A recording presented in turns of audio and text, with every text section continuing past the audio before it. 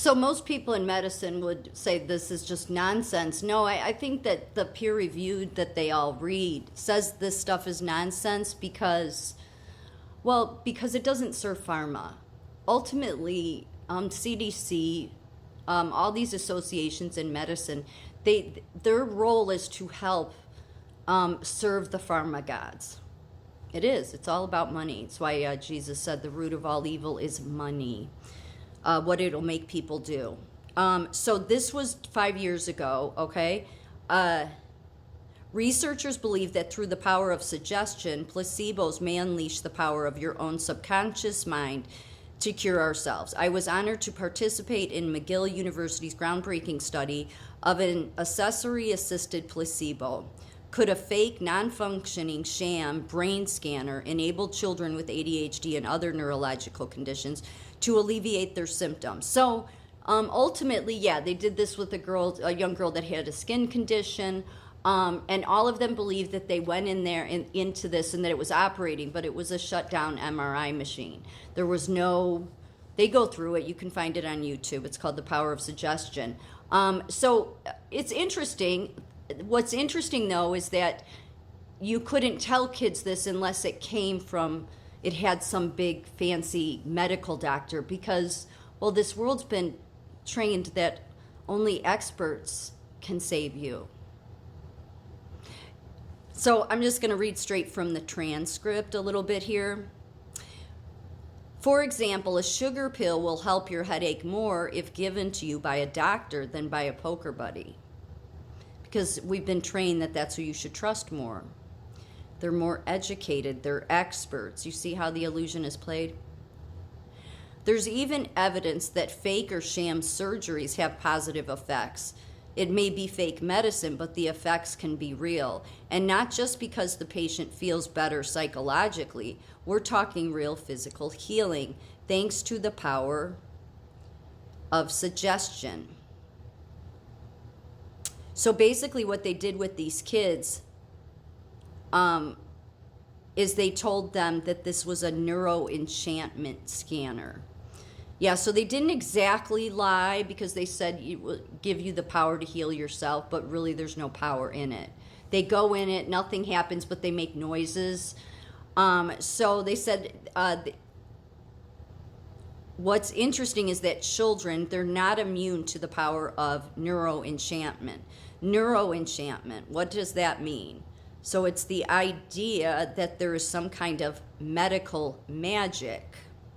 There is immense power that is attached to the culture of neuroscience, whereby neuroscientific props and accessories have more healing power, more psychological effects, because culturally, people believe that they do.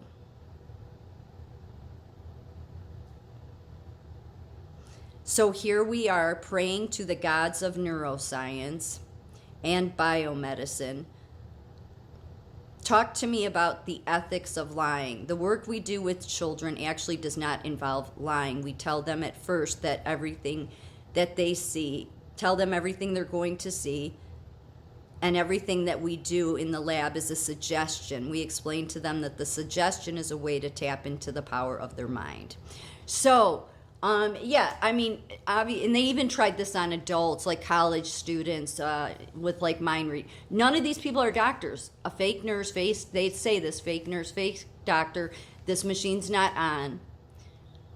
Yeah, sounds like, it's science. They just, yeah, I mean, it's a study. However, months down the road, all of the kids they did this with, the one with like, she had some sort of skin condition, she was picker, she would pick herself a lot. Kid with ADHD, and then somebody with seizures. They were all better without any like their neurologists were kind of stunned by it.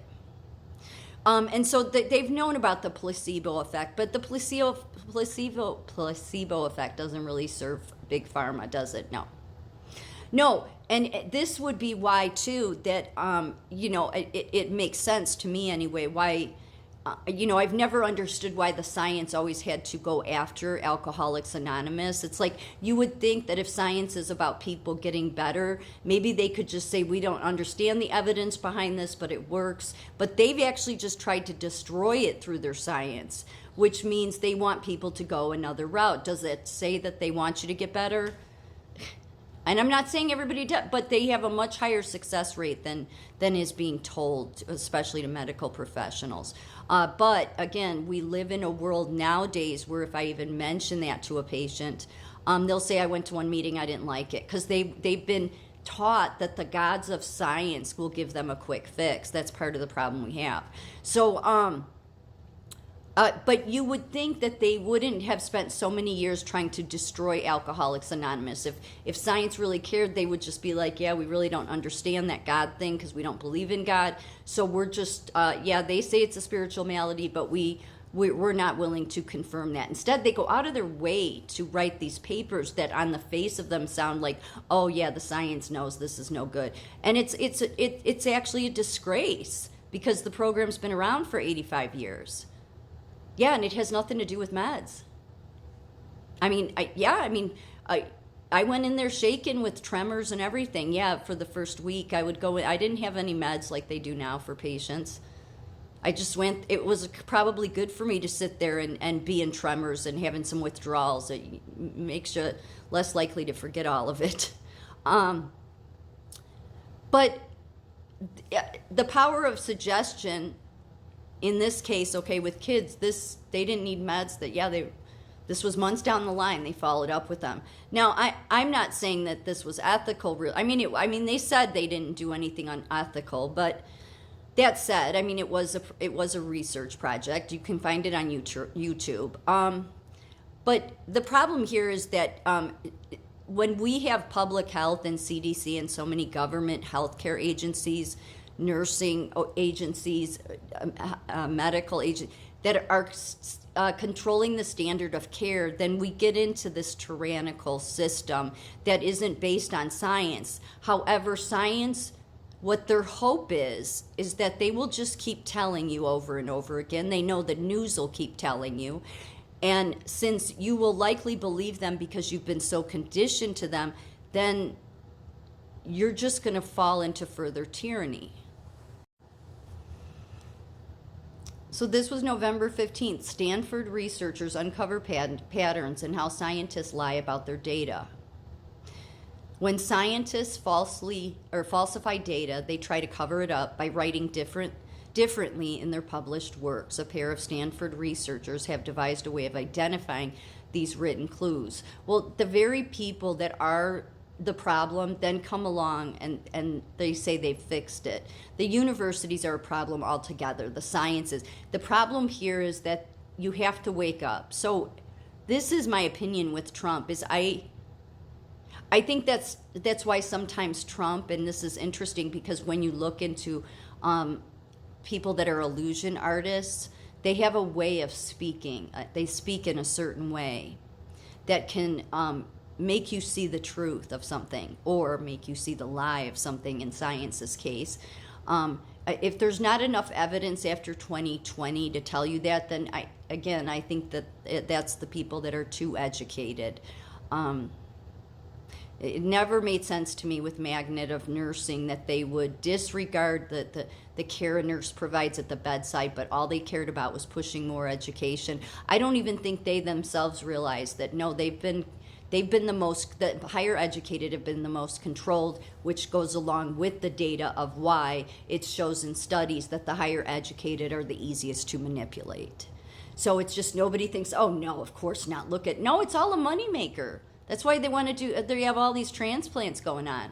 You think it's like, if there's this many people that need transplants, then again, proving the science has not cured anything and things get worse over the time. So is science making things worse? That would be my question. No, what it is it's a money maker. That's what it's all about.